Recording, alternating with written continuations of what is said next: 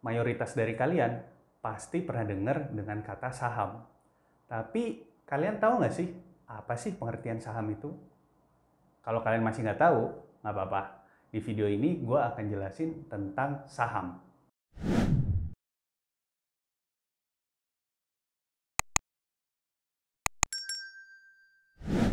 Halo guys, balik lagi di channel gue Bayu Marco, dan gue investor dan entrepreneur.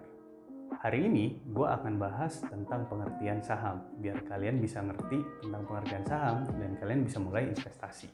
9 dari 10 pintu rejeki itu berasal dari bisnis. Jadi kalau kalian pengen punya banyak rejeki, kalian harus punya sama yang namanya bisnis. Nah, di video ini gue akan kasih tahu caranya kalian untuk menjadi pemilik sebuah bisnis yang sudah berjalan.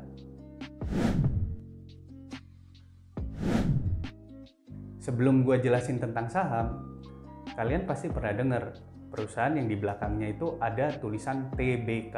Perusahaan kayak BCA, Bank Mandiri, Telkom, Astra, dan perusahaan besar lainnya. Artinya, semua orang itu terbuka untuk memiliki perusahaan tersebut. Sedangkan perusahaan yang nggak ada TBK-nya artinya perusahaan privat. Jadi nggak semua orang bisa punya perusahaan tersebut. Saham itu adalah bukti kepemilikan dari sebuah perusahaan. Dulu saham itu bentuknya lembaran, tapi karena udah ada proses digitalisasi, semua itu bentuknya udah digital. Sebagai contoh nih, kalau sebuah perusahaan, misalnya nih, perusahaan A itu punya 10 lembar saham. Sedangkan kalian punya 1 lembar saham dari perusahaan A. Artinya, kalian punya 10% kepemilikan dari perusahaan A. Saham itu bisa diperjualbelikan. Kalau diperjualbelikan, itu dalam satuan lot. Lot itu isinya 100 lembar saham. Nah, kalau kalian pengen jadi pemilik perusahaan besar, kira-kira perusahaan apa sih yang pengen kalian beli? Komen di bawah ya.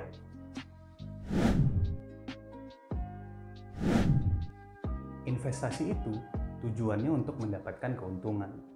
Nah, kalian bingung nggak sih gimana caranya saham itu menghasilkan keuntungan? Jadi, cara saham untuk menghasilkan keuntungan itu ada 2. Yang pertama itu dari dividen. Nah, yang namanya perusahaan pasti pengen cari untung. Kalau kalian punya saham, artinya kalian punya perusahaan. Perusahaan itu tujuannya untuk menghasilkan keuntungan. Kalau perusahaan untung, pemilik sahamnya akan diberikan sebagian keuntungan dari perusahaan tersebut. Hal itu disebut dengan dividen atau bagi hasil. Tapi ingat ya, nggak semua perusahaan itu membagikan dividen. Cara kedua saham untuk menghasilkan keuntungan adalah dari capital gain. Capital gain itu adalah selisih dari harga beli kalian dan harga saham saat ini. Jadi kalau perusahaan itu bagus, keuntungannya makin bertumbuh, marketnya makin besar, maka harga sahamnya juga akan mengikuti. Sebagai investor, idealnya kalian beli saham yang memberikan capital gain dan dividen secara bersamaan. Tapi nggak semua saham bisa memberikan capital gain dan dividen. Jadi ini kembali lagi dengan strategi investasi kalian. Kalian lebih nyaman mana? Tiap tahun dapat dividen atau pertumbuhan harga sahamnya yang cepat? Itu balik lagi dengan kenyamanan kalian masing-masing ya. Kalau kalian suka video ini, jangan lupa like dan subscribe biar bisa belajar investasi dan bisnis.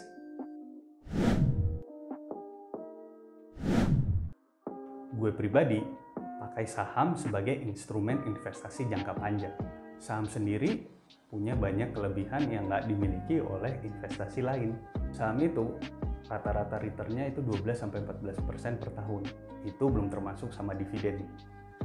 Nah, kalau perusahaannya yang sangat bagus kayak BCA atau Bank BRI itu bisa sampai 20% per tahun. Tapi disclaimer ya, yang namanya saham itu volatil atau naik turun. Jadi kita nggak bisa garansi tiap tahun itu naiknya berapa persen. Saham itu juga liquid atau mudah dicairkan. Jadi selama jam pasar saham buka, kalian bisa jual saham kalian. Nah, kalau saham kalian udah laku, baru kalian bisa cairkan uangnya ke rekening kalian. Saham juga cocok untuk investasi jangka panjang. Kenapa? Karena returnnya relatif tinggi. Tapi dalam jangka waktu dekat, harga saham itu naik turun. Jadi, selama kalian investasi di saham yang bagus, dalam jangka panjang, harga sahamnya itu cenderung bakal naik terus. Selama kalian investasi untuk jangka panjang, kalian nggak perlu peduliin naik turun harga saham dalam jangka pendek.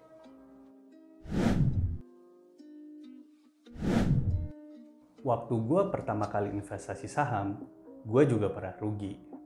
Nah, dari pengalaman gue bisa kasih tips-tips buat kalian yang mau investasi saham. Jadi, sebelum kalian putuskan untuk beli sebuah saham, kalian harus tahu bisnisnya itu apa, mereka jual apa, jualnya kemana, gitu. Terus, kalian harus analisa, kira-kira masih bisa nggak perusahaan itu untuk berkembang? Apakah perusahaan itu market leader di industrinya? Selanjutnya, pelajari fundamentalnya. Kalau kalian mau beli perusahaan, kalian harus tahu laporan keuangannya. Kalian harus tahu berapa sih untungnya, berapa sih utangnya, berapa net profitnya tiap tahun. Nah, kalau kalian udah tahu angka-angka tersebut, maka kalian bisa putuskan mau beli atau skip perusahaan tersebut. Yang ketiga, jangan emosional. Yang namanya saham, harganya itu bakal naik turun. Jadi, buat para investor pemula, kalau tujuan kalian itu untuk investasi jangka panjang, kalian nggak perlu cek investasi kalian setiap 5 menit. Kesalahan gue dulu, gue tiap 5 menit cek harga saham gue. Jadi, gue itu sering panik ketika harga saham gue merah. Biar kalian nggak melakukan kesalahan yang sama, saran gue kalian cek portofolio kalian itu tiap bulan deh, biar kalian nggak terlalu panik. Yang namanya saham itu pasti naik turun. Jadi, biar kalian nggak stres, nggak usah sering-sering cek harga saham kalian. Cukup sebulan sekali. Kenapa? Kalau kalian yakin perusahaannya itu bagus, maka harga sahamnya itu akan cenderung naik, terutama di jangka panjang. Jadi, kalau kalian yakin perusahaan itu bagus, masih bisa berkembang, fundamentalnya juga oke, perlahan-lahan perusahaan itu harga sahamnya itu akan naik. Jadi, kalian nggak perlu khawatir. Kalau kalian panik, kalian bisa ambil tindakan gegabah. Jadi, kalian akan menjual rugi semua saham kalian. Nah, dari tadi kan gue udah ngomongin tentang kelebihan dan tips-tips untuk investasi saham. Sekarang gue akan jelasin gimana sih caranya mulai investasi saham. Yang pertama itu kalian pilih sekuritas dan registrasi. Ini standar ya. Kalau kalian mau beli saham, kalian itu harus punya sekuritas atau broker. Jadi, kalian akan dibantu oleh broker untuk mengeksekusi transaksi saham kalian.